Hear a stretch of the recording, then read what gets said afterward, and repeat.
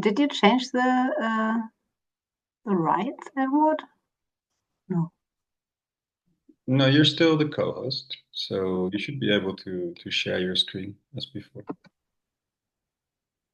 Okay, here we go. Okay. Here we go. So you should see it now. Yeah, that's yes, fine. Fantastic. So thanks very much for organizing the session. I also thank you for joining in earlier today. I very much regret that I can't join the usual time slot, so which is why I can't join the group so often, but I'm very much interested in the debates. I have to say that I came to the topic of child work and the children's movements relatively late because I'm trained as a historian, but I find it very interesting, and I have been trying to following the research work of many of you. So I'm trained as a historian, and I would like to take you back in time to the turn to the 20th century, and that's the time period between the 1880s and the 1930s. I would like to start with the state of the art and explain how my research questions developed. Then I will present some of my main findings, and then I will move on to challenges while writing and researching the piece. And finally, I'd like to draw some connections or some possible points of discussions to the group. Historically, child labor has been the norm.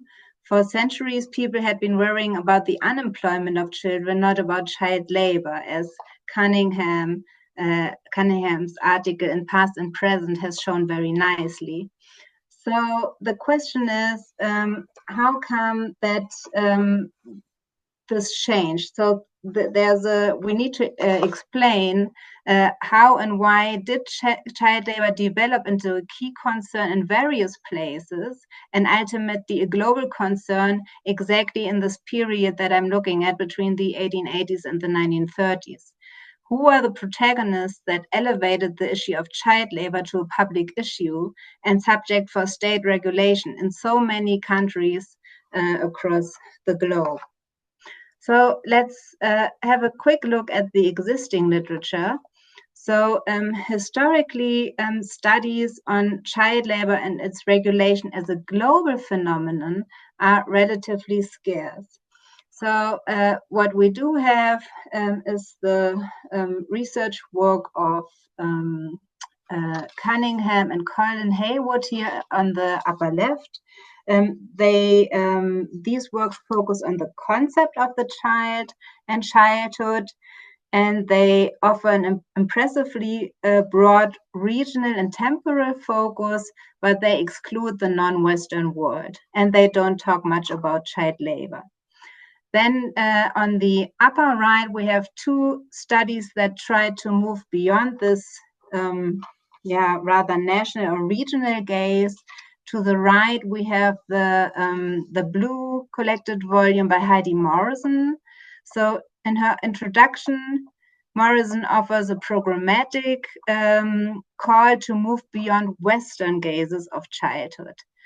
But what she does is she collects different concepts of childhood from different world regions, and she accumulates them. So there's no synthesizing chapter which draws connections between different concepts. So it just accumulates different concepts from different nations.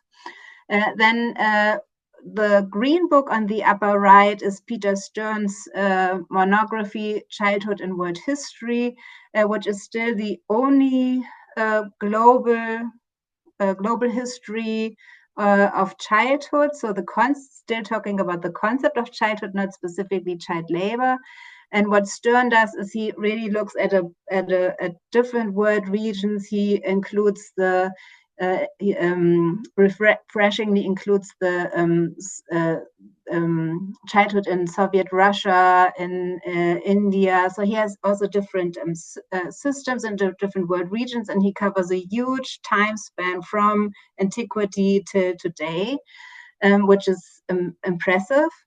The problem, however, or the issue that critics have with his work is that his main narrative or his main argument ultimately is this, that the concept of modern childhood emerges in Britain, sort of the modern school child.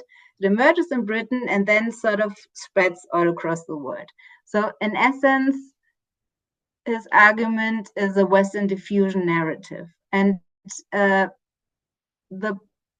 if you look at his introduction, he actually argues very long and very convincingly that a world history of childhood should not be Eurocentric. But then the question is, does he really deliver that in his narrative? And critics have, I think, rightly pinpointed that eventually it is a Western diffusion narrative. Now, if we look at child labor more specifically, there are only 2 studies that really look at child labor from a more global perspective, and that is the here on the bottom left, Leedon and Mercer, Child Labor's Global Past. And they offer an introductory chapter that urges us to adopt a global gaze, and they understand global as offering comparative case studies rather than individual national ones. The problem, however, with that volume is that, similar to Heidi Morrison's edited volume, they don't offer a concluding chapter. So what you have is you have an introduction calling for a global perspective, and then you have beautifully written national child labor histories, but you don't have entanglements, you don't have comparisons. Sort of the concluding chapter is missing. So we still lack a systematic and comparative understanding of child labor as a global phenomenon and child labor opposition more specifically. So a systematic and comparative understanding of who these child labor opponents were, how and why they operated, and what challenges they faced, both individually but also as a collective. And we lack studies on how they were globally entangled. And this was the point of departure for my book. So these are my research questions. So how and why did child labor develop into a key concern in various places between the 1880s and the 1930s? Who were the protagonists who first raised the issue of child labor as a global concern, and what motivated them? Why did they do it? And how and to what extent did opponents cooperate across borders? So do we find evidence of that? In my introduction, I raised the question, is it empirically, theoretically, and methodologically useful to talk of a global movement against child labor, or can the history of struggle against child labor be more accurately written as histories that occurred at different moments in time and in diverse regions? So my goal was to expand the history of child labor and its opponents in a twofold sense. So empirically, I wanted to include the Global South, which was sort of lagging in Colin Haywood's and Cunningham's book.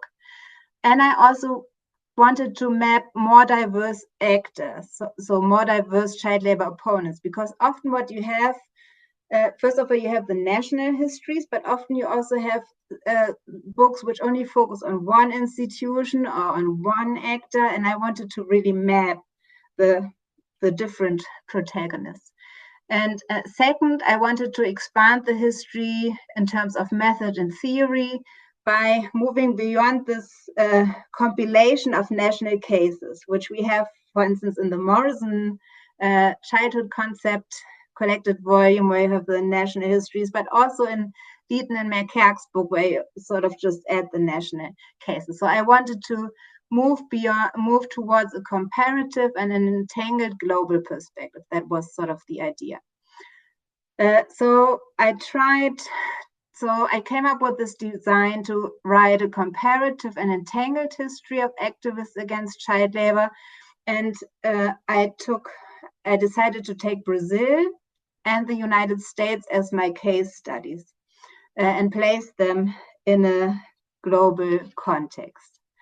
Now, importantly, I wanted to tell the story of the opponents. So even if I look at these national cases, I look at individual protagonists from these countries. So I don't tell the history of child labor opposition of Brazil and the US or the sequence or chronology of laws, but I singled out individual protagonists and I tell their stories. So here I tried to put together aspect that I wanted to move beyond from in the existing literature. So first, moving beyond the national, and by moving beyond the national, I don't just talk about entanglements and regional comparison, but I also wanted to show the diversity within national settings, so the diverse actors and the diverse agendas. Then I wanted to move beyond this Western diffusion model. So my idea was to try to write a decentered global history with different centers, not like in Stern's book where you start with Britain and Britain expands, but I wanted to really check where are the different centers and the points of innovation. And I also tried to look at how were these, if institutions globalized or ideas, how were they locally adapted, translated, appropriated? So and also I wanted to really map the different child labor opponents, groups, and institutions. I also changed a little bit the periodization. So normally you have either national chronologies or you have the ILO story. And I come up with different periodizations. I can go into that maybe later. And rather than looking at laws, I wanted to look at the actors and their motivations and their strategies, because I still sort of moving back to this, to Hugh Cunningham's question, how come people suddenly discover child labor as the problem? I mean, you need to explain this, no? Why people come up with this idea, and especially in that period of time. Now, let's move on to my central findings in the book.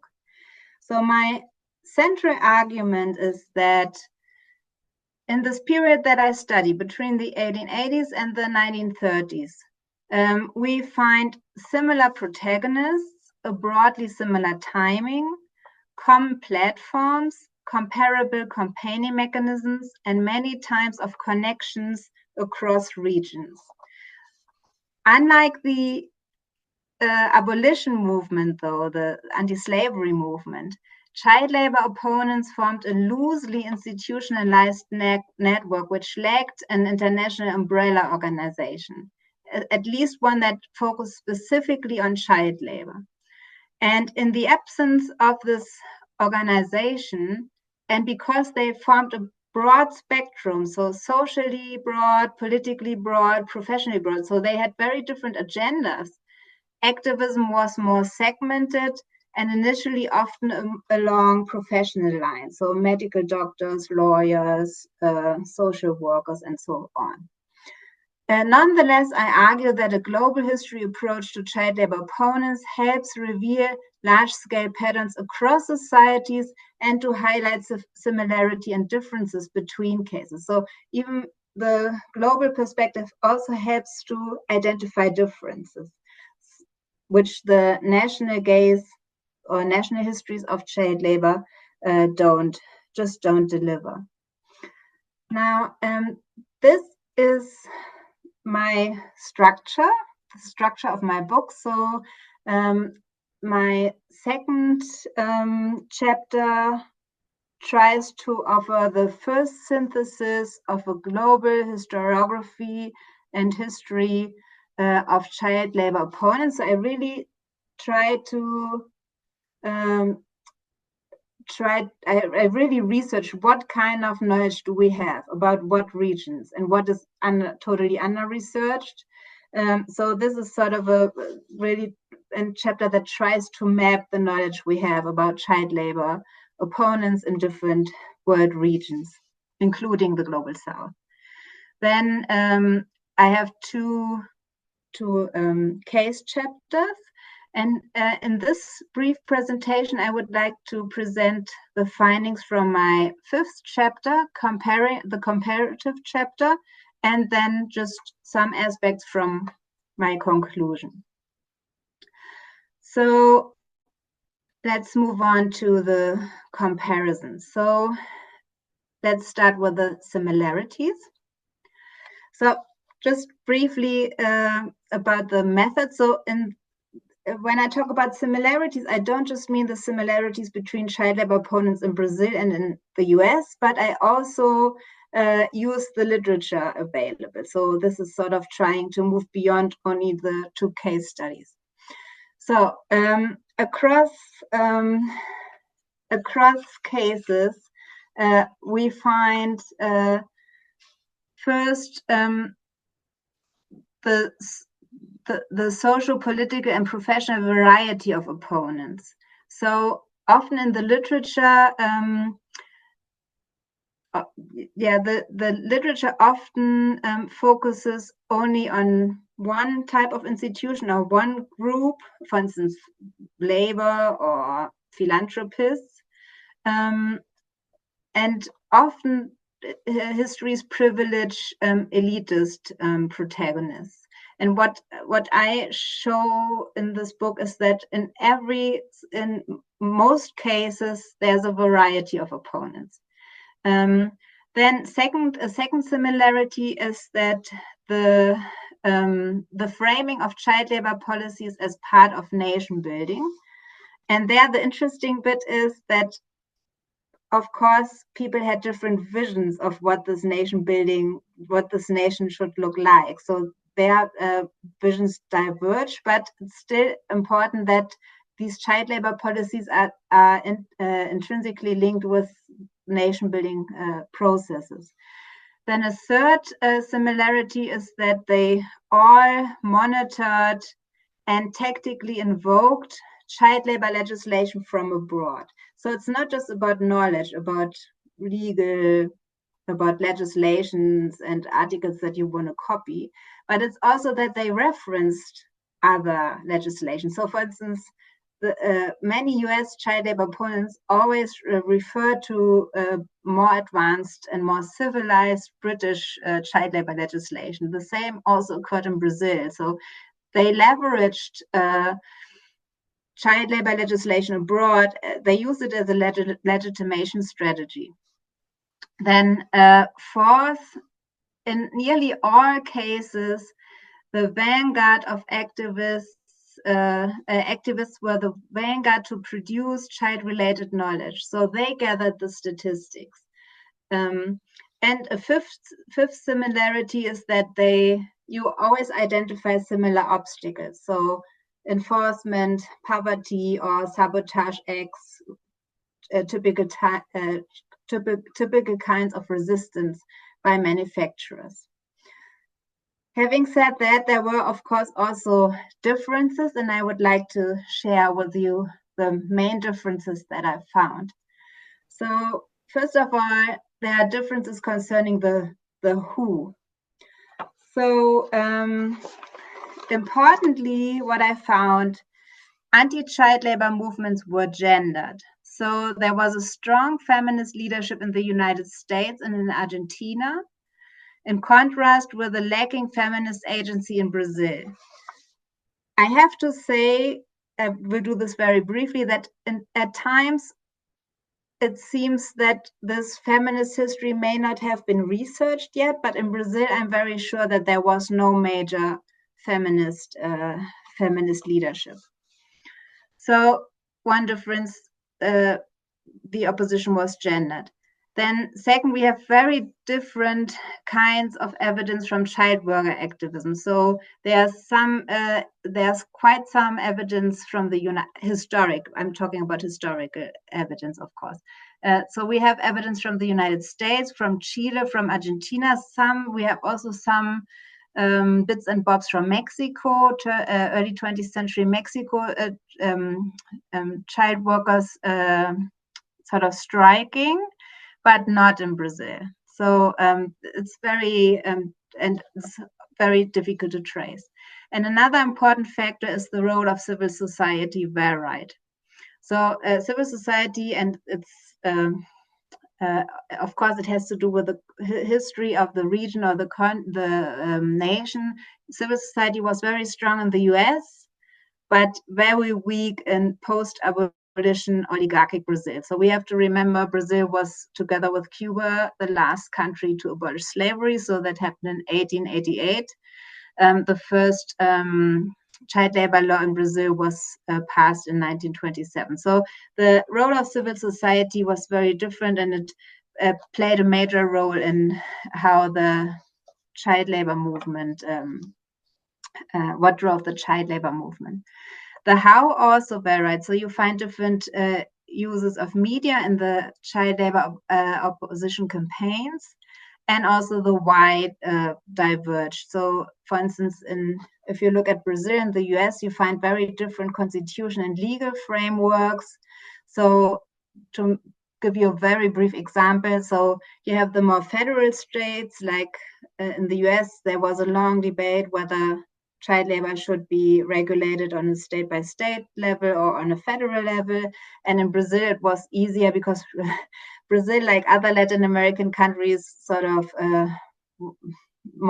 was deeply influenced by France. So Paris centralized state structure. So in Brazil, it was easier to pass a national child labor law. Now, I would like to move on to one other important aspect that I try to trace in the book, and that are the entanglements. So what kind of entanglements do we encounter? So I argue that while child labor opposition was always context specific, in nearly all cases, they were internationally linked. So the child labor opposition movements were always connected to the international community. So they monitored each other. I mentioned this earlier. They compared laws and institutions abroad for knowledge reasons, but also as a propaganda strategy to legitimate their cause. So they often, both the US and all Latin American countries that I've studied, they all use the civilization argument. There were diverse platforms of exchange, like conferences, journals. So sociability also played an important part, and institutions and practices were globalized, and importantly, this is what I always stress, they were adapted. So maybe I can just give you one example of this globalization of these institutions. So the factory inspector, the institution sort of was first installed in Britain and in France. And then here on the upper right, you see this lady, Gabriela de Coni. So she was the first Argentine factory inspector, and she had to totally reinvent the factory inspector position because Argentina didn't have child labor laws yet. So, and she writes this very nice in her first letter to the mayor of Buenos Aires. She explains how she had to totally refashion this position, this institution of the factory inspector, because while in Paris and in London, the role of the factory inspector was to see whether child labor regulations were enforced. Buenos Aires lacked this law, so she had to totally undo it. And it's not by coincidence that she was the first who wrote the blueprint for the first Argentine child labor law. So again, referring back to my criticism of the literature at the beginning. So it's not a Western diffusion model. It's not Britain invented the child labor, the modern model of the concept of the child, and then it diffuses. But there are different institutions which circulate, but you always need to study how they are locally adapted, and how they are used by these opponents for specific causes. I'm moving towards the end. I have one more point, and that is the challenges that I've faced. So my main challenge was to find a narrative structure. And because it's difficult, if you want to write this decentered history, you have these different stories that you somehow have to knit together. And my approach to global history was zooming in and zooming out, and it sort of turned out with a quite experimental design. Also, you've seen that with the chapter structure. And I also have to admit that there was one publishing company which rejected me on that basis, because they said that it's too imbalanced. But my goal was to move beyond these national stories, and this is the best way I found to write the story. But it's difficult also to demonstrate these larger patterns, and at the same time avoid overgeneralization. And this is why I needed the zooming technique. So why I needed both the biographies and the zooming out. So I wanted to be close to the sources, which is why I have these protagonists from 2 case studies, but I also wanted to draw these larger connections.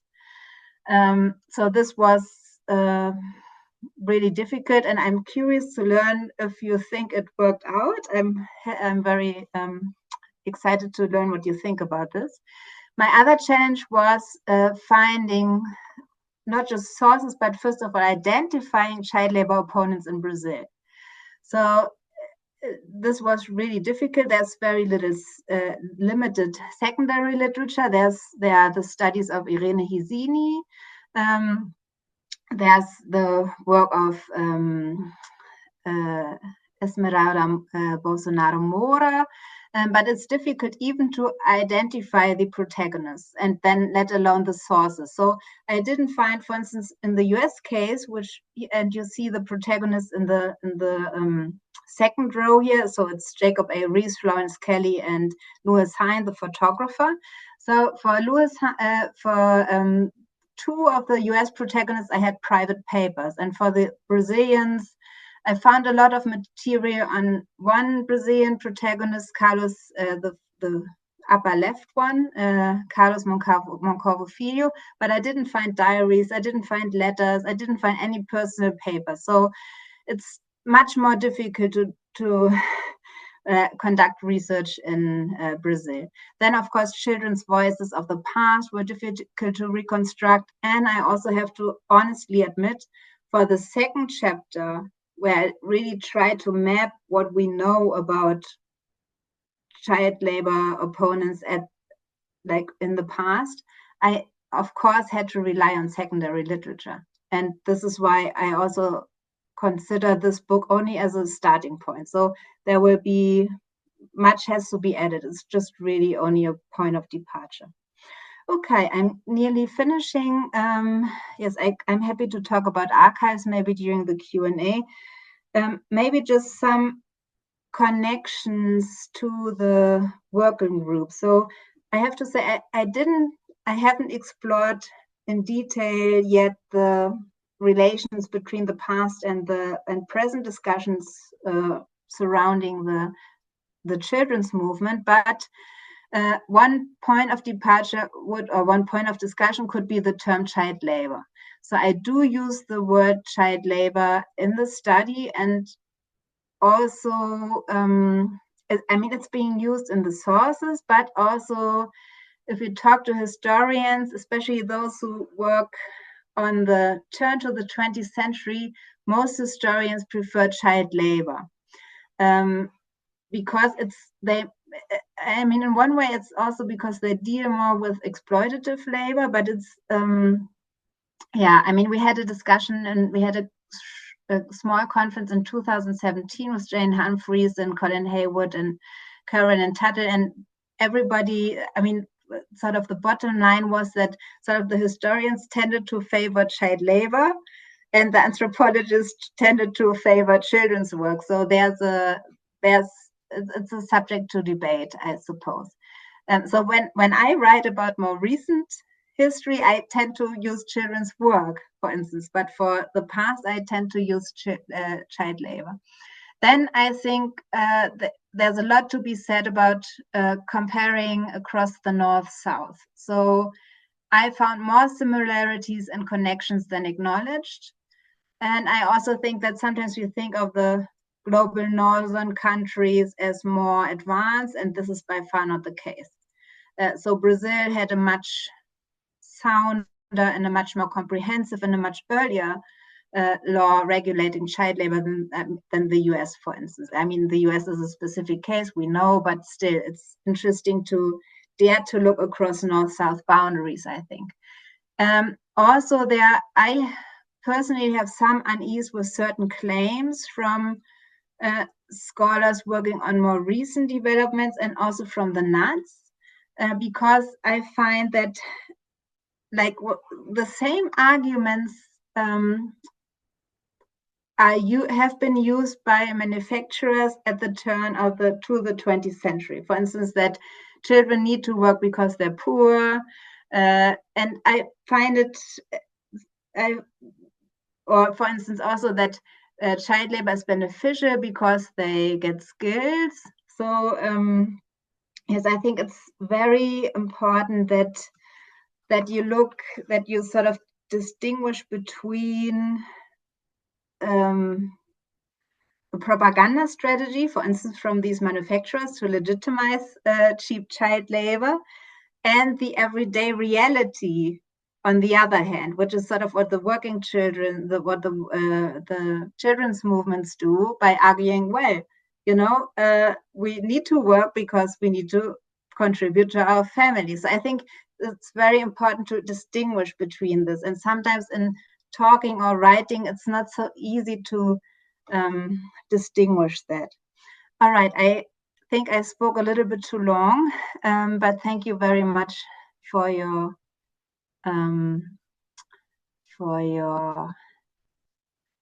attention.